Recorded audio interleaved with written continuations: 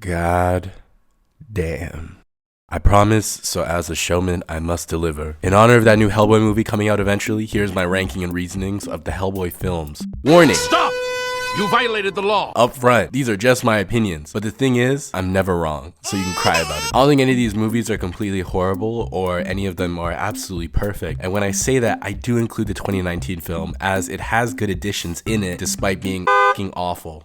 So let's go. Starting out at number 5, bottom of the barrel.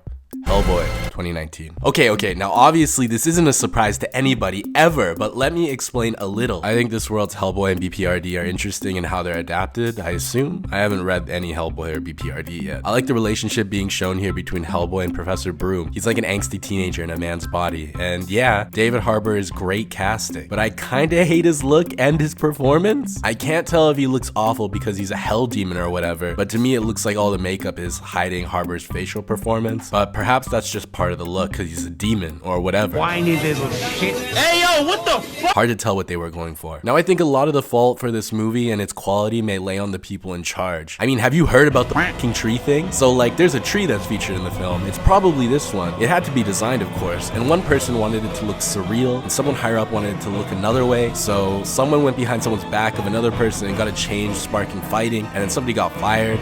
It's a fucking mess. It's an absolute mess. And I believe that the movie suffered for it. Now that's an abridged version, and I really don't know who to blame this film on, but I'm gonna blame the people above. Them, they ruined my fucking Hellboy movie. I also love the inclusion of the lobster. Guten Tag. Despite being so fucking out of place tonally, and also the sequence of the giant monsters ripping people to shreds is amazing. I won't rant and rave about this film anymore because we need to move on, but I'm gonna be rating all these films out of Hellboy. So starting off, Hellboy 2019 is rated hell out of boy for hell no. My rating system doesn't make any sense, so I'll let you know. That translates to like 3 out of 10. Number 4, Sword of Storm. Hell yeah. So this is where the movies start being less hell and more boy, if you know what I'm saying. I'll keep this short and sweet because I already covered the animated Hellboy films in this video. So quick recap. I like Hellboy in Japan. Love the art style, which thanks to this comment I know is due to Sean Cheeks. Spectacular spider guy. And I love how it's not a love story disguised as a hell kid story. Even though there is like a love subplot, it's not between the hell demon and the human. Love that. Because I don't want to know that this red bastard is having sex. That doesn't give me pleasure. That actually...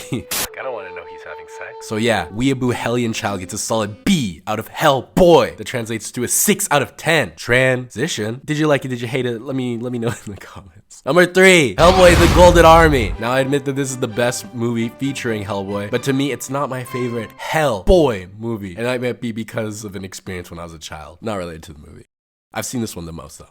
On my 8th birthday, my mother decided to take me and 2 of my cousins to the movies. Side note, my cousins gave me this Lego set for my birthday. It left me confused as f because I don't remember this scene from the movie, but I digress. So there we are at the movie theater. My mom, my 2 cousins, their mom, and me. My mom had decided that we were going to watch The Mummy, Tomb of the Dragon Emperor. What f***ing kid wants to see that? Once we arrived at the theater, my mother went off to the bathroom. During that time, my cousin's mom said we should go get tickets because it's busy. While walking to the counter, I saw a poster on the wall for Hellboy. My cousins agreed with me that it looked f***ing awesome, so we told their mom to buy tickets for Hellboy 2. Bear in mind, at this point in my life, I had only seen the first 1/3 of the first Hellboy film at my friend's house, but I still wanted to watch Hellboy 2. I mean, come on. Imagine you're a kid and you see these 2 posters. Which f***ing movie are you gonna see? be for real. And yeah, my mom returned, and once she learned of what had gone down since she left, she immediately exploded into rage, yelling at me and hitting me in front of a bunch of people. While my cousins tried calming her down, she was not having any of it. But regardless of how mad she got, the money had already been spent. So we got our popcorn and headed into the theater. Me with tears running down my cheeks onto my buttered popcorn. My mother wouldn't talk or look at me. But once the movie started, I kept looking over to her, and I caught her, laughing and enjoying the film, especially during the Johan and Hellboy fight.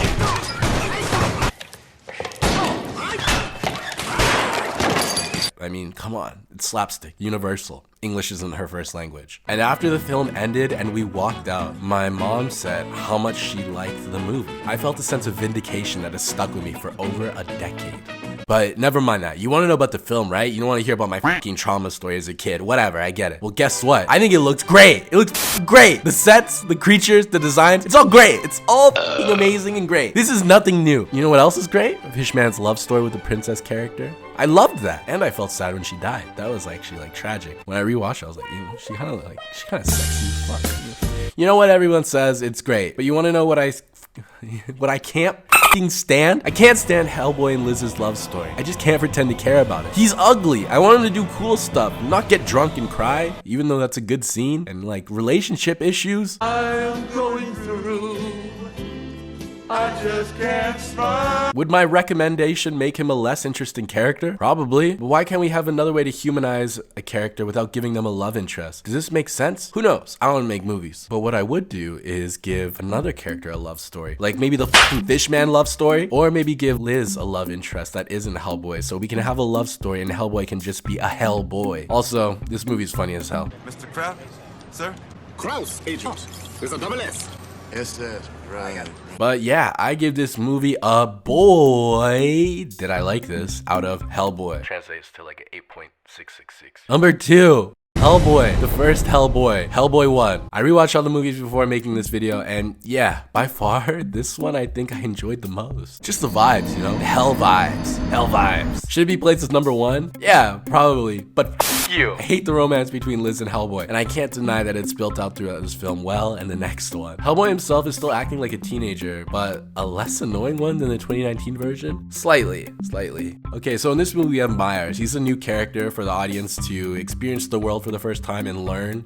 He's a blank canvas. He works in the beginning and genuinely seems like a good love interest for Liz, as he can bring her out of her shell, like she wants to do, join the world as a normal person. But throughout the film, she is told again and again that she belongs with the freaks because she is one. And in the end, Myers becomes a coward and Liz realizes that she does belong with the freaks. So her and Hellboy stay together? You. Like, what? In the film, it makes sense, but when I sit back and think about it, I really don't care for them being together. I want to see Hellboy investigate paranormal shit, but I guess I'll settle for him and Abraham getting drunk in the scene. But yeah, it's tragic, and I guess that's the point of her character. It's tragedy, but you know what? My argument's flawed. But yeah, number 2, good movie. I rate it hell yeah out of Hellboy. 8.725 out of 10. Yeah, it should be higher. Number 1, Blood and Iron. Yeah, this is number 1. I love vampires. Twilight is my Harry Potter. Plus the vampire in this is sexy, European accent and all. Ooh la la. Oui. Yeah, vampires, ghosts, witches, and werewolves. Real surface level shit. I can admit that the animated films aren't as deep and as emotional as the live action films. But like I mentioned more in this video, go watch it because it's literally me extending on the animated films. It's just Hellboy and his mates solving a case. And on top of that, Blood and Iron has its moment with this priest forgiving himself, which is touching. The director of the film still hasn't hit me back yet. I don't think he ever will. So sadly, I can only rate it a elbow out of Hellboy. Like elbow, like a WWE wrestling move, elbow through a table. Through a fucking table. Let's go! Translates to 8.0 out of 10 hells. Why is this score lower than the previous two? I don't know. Okay, and this is what my tier list looks like of the films. You. Thanks for watching, and as Hellboy says, Taste my hell fist, hell demon. Fuck. My fuck anybody that's talking down on me.